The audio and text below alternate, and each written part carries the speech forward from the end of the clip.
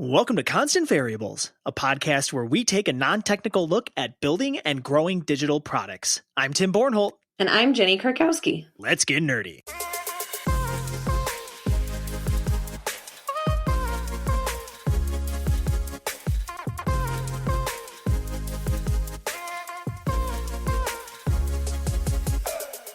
This episode is sponsored by the Jed Mahonis Group, who is currently hiring for a business development rep to help generate new partnerships with potential clients in the upper Midwest. Since our founding back in 2012, we've always taken a chance on the right people over the right skill set, and it's continually paid off. So if you enjoy being involved in the community and prefer the culture of a small team that works remotely, communicates daily, and supports each other, shoot us an email at careers@jmg.mn. And if you want to learn more about the business development role, look in the show notes of this episode for a link to the job posting. Jenny Karkowski, welcome to the show. It's great to be back. Great to have you. I mean, it seems like you're part of every episode now. So it's weird to say good to be back, but I mean, you're going to be in the hot seat today, right? I'm actually here to put you in the hot seat again. Oh, man. Okay. You are our resident expert on why Apple does the things they do. That's probably true. Yeah. Mm-hmm. So I'm here today to prompt Tim with some questions around a new requirement that Apple has out. So if you have an app in the App Store, you're going to want to pay attention. This was originally supposed to be required to be done at the end of January, and they postponed it to, I think, June 30th of this year. If you have an app in the App Store, according to Apple's new guidelines, and if a user on your app can create an account, they must also now be able to delete their account and all of their subsequent data. That's right. End of show. End of show. So we're just going to kind of talk through what that means and what that looks like for anybody that has an app out on the App Store, because you've got about 3 months to get that done to meet this requirement and what could potentially happen if you don't get it done in time. So first question, Tim, why is Apple requiring this? Well, Apple, among all of the big Silicon Valley giants, has taken the hardest stance around user privacy, which makes me really happy. And it should make everybody here really happy, because most Silicon Valley companies make all of their money by taking your personal data and selling it. Again, this wouldn't be a Constant Variables episode if I didn't dog on Facebook. So let's say, Facebook, Google, all of them, Amazon, everybody takes your data and sells it. But Apple does not, because they make money by selling you their hardware and their services. So the big reason for this push is, again, in a attempt to keep their privacy tint kind of going in the right direction there. A lot of times what will happen is, again, take Facebook. If you've ever gone and tried to delete your Facebook account, it is very maybe not surprisingly difficult, but it is difficult to actually straight up delete your account. Typically, you have to deactivate your account, or that's kind of what they push you to do, is to just turn off Facebook, and maybe you can come back a little bit later. But no, if you actually want to delete your account and lose all of the data, you have to go through a lot of hoops. And then even after you go through those hoops, they require you to wait for 30 days to be like, oh, are you really sure you want us to delete your data? So that kind of stuff is what Apple is trying to prevent here. Because most apps, when you create your account in an app, you create the account and then the data just sits there on a server somewhere. And maybe it's continually being harvested. Maybe you created an account that you don't even remember that you linked up to your Twitter account, 6 or 7 years ago. And now that thing is still feeding in all of your tweets and selling it somehow and making money somehow. These are real things that happen. So Apple has decided to use their power. There's a lot of things that are wrong with Apple's monopoly power, as we've also talked about on the show. But this is, I feel like, a good use of the power in that now if you allow a user to create an account, they're also forcing you to allow them to get rid of that account and basically force you to forget that they ever existed. So that's kind of the high overarching theme of why this rule is being put into place. It got me thinking about a lot of the apps that I use, and I can't pull up in my mind, ever seeing a delete my account option on the app. Yeah, usually there isn't one on the app. Usually, if there is even an option, you have to go into the website that they have of some sort, go into some settings menu, find it buried under 3 different levels, and then when you go to delete the account, there's all these prompts that try to trick you into keeping the account around. Like, these are all very well researched psychological tricks to keep people in the app. A lot of fear of, ooh, you don't want to delete your account because you might not hear from your aunt, or whatever kind of things they try to throw in there. So yeah, usually you don't see these just straight up in people's accounts. So I don't know. It's not something you see every day, and I'm excited to now start seeing this going forward. Right now, whenever I don't want an app anymore, I just delete it. But I just delete the app, but that's not deleting my data. Not at all. No, your Not data's at still all. sitting out there. It's still there. Yep. Okay, so a lot of people that have an app on the App Store also have an app on the Google Play Store.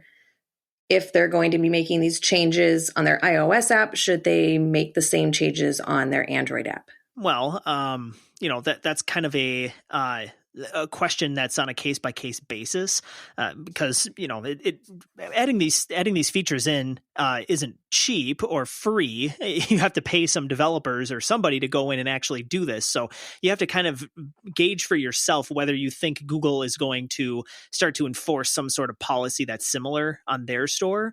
So you don't have to, but if you feel morally inclined that you have to allow this sort of feature to go out for your Android users, or if it just makes good business sense one way or the other to keep your footprint of people's data low, then yeah, you might as well.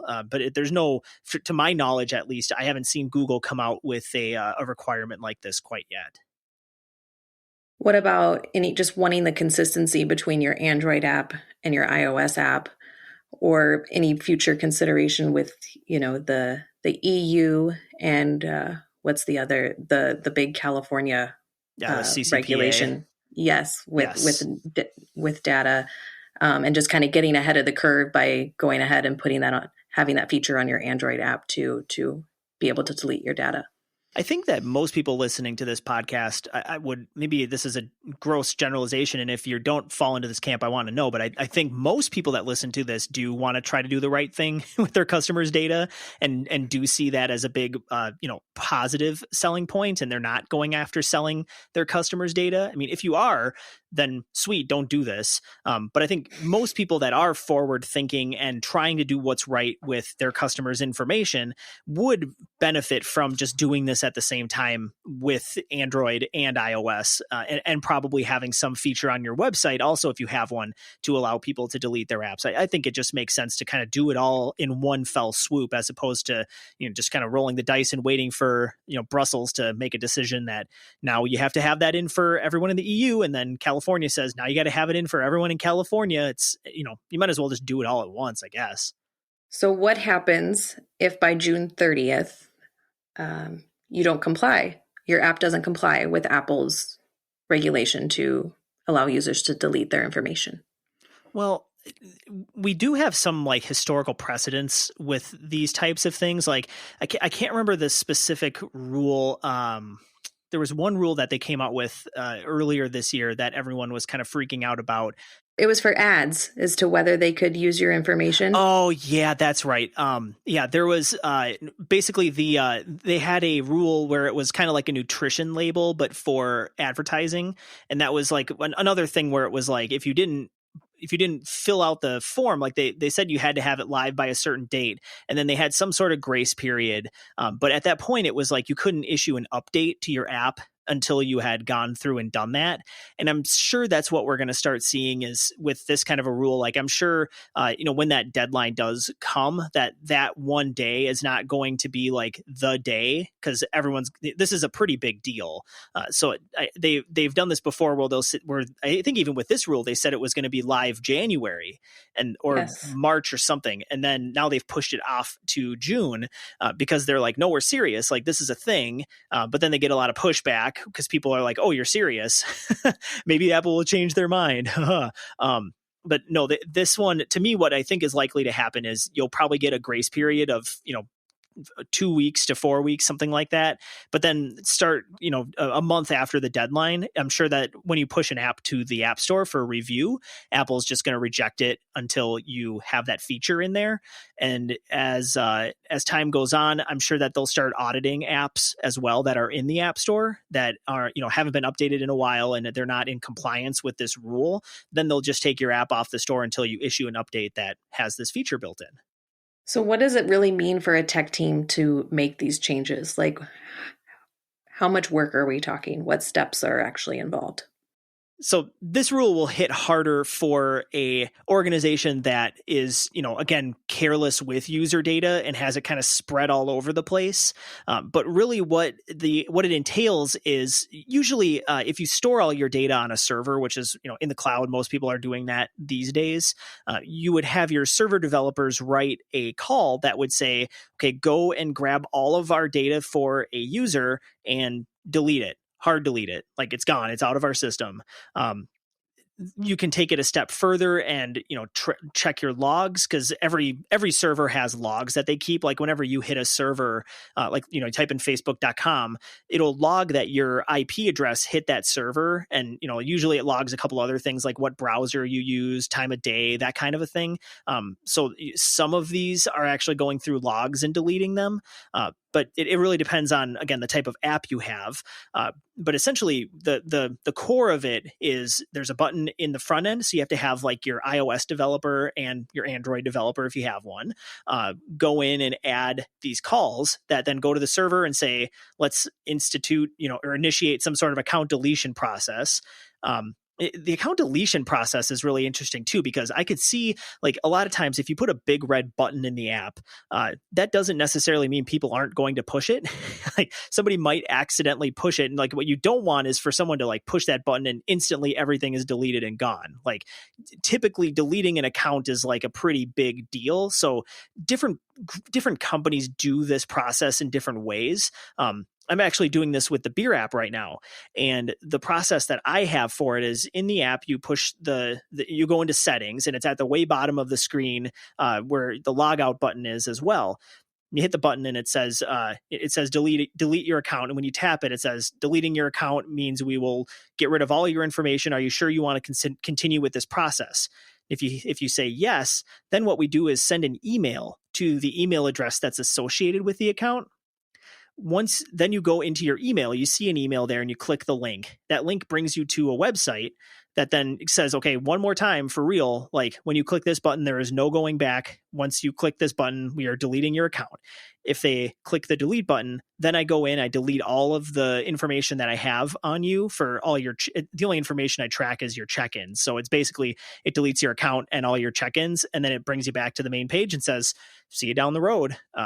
And that's how our process works. Others might have different varying types of deletion processes. Like some people say, like you have to type in the word delete, or you have to, type in a different thing just to, make sure that you are aware of what you're doing. But, the long and short of it, I feel like I'm rambling on this one, but I think it really just depends on what type of app you have and what kind of data you need to assume and collect together to ultimately delete.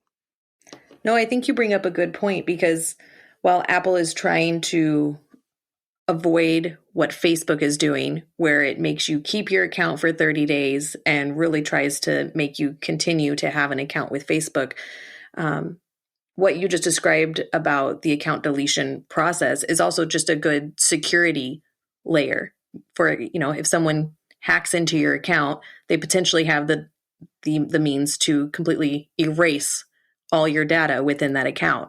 So having that extra measure of it sending an email to, the personal email that you have on file saying, are you sure that you want to delete your information, just at least adds another layer of security to this.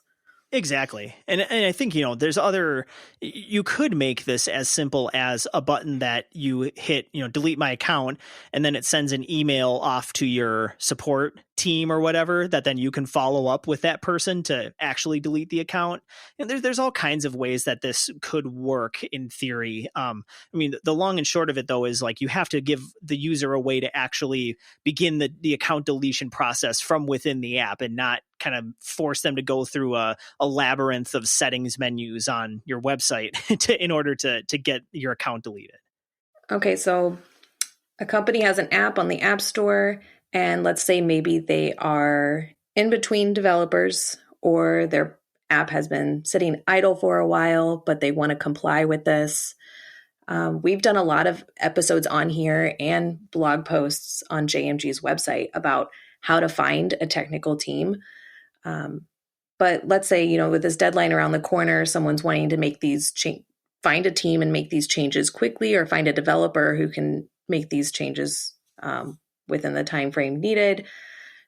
What is some advice you might have for looking for someone that would have the skills to add an account deletion button that actually, takes them through the right processes? I know, again, this is going to be on a case-by-case basis, but just what kind of questions should they be asking of any teams or employees that they might be interviewing, or maybe contractors even, to come in and take care of this for them?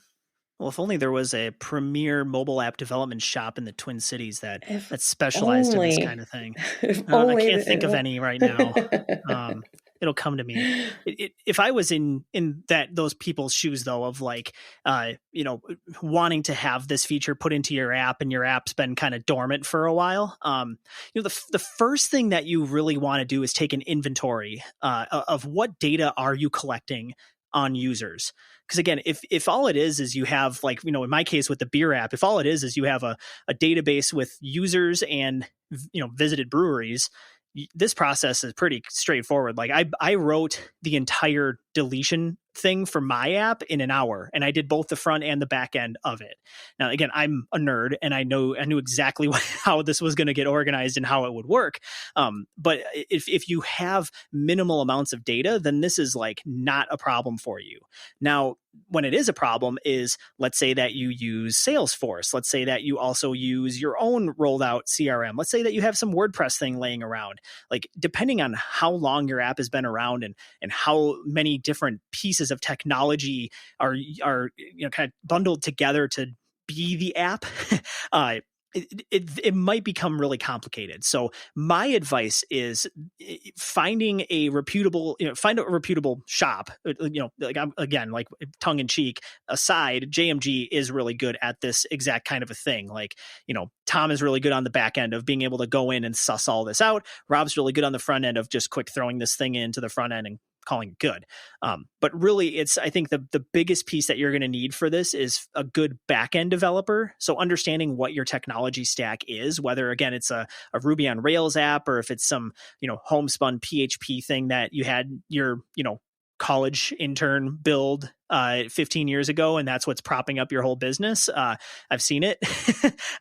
That's you really just have to get a handle on what it is you're trying to build. And then once you have that, finding the right person to come in that can speak that language and just quick spin up that feature, add it into your API, and away you go. I think that covers any questions that people should have around this. Feel free, though, to reach out to us. If you have any more questions, we'd be happy to answer them. For our final thoughts, I was just going to list off some of the requirements that Apple wants you to keep in mind when updating your app to meet this new requirement. Like we kind of alluded to, the account deletion option should be easy to find in your app.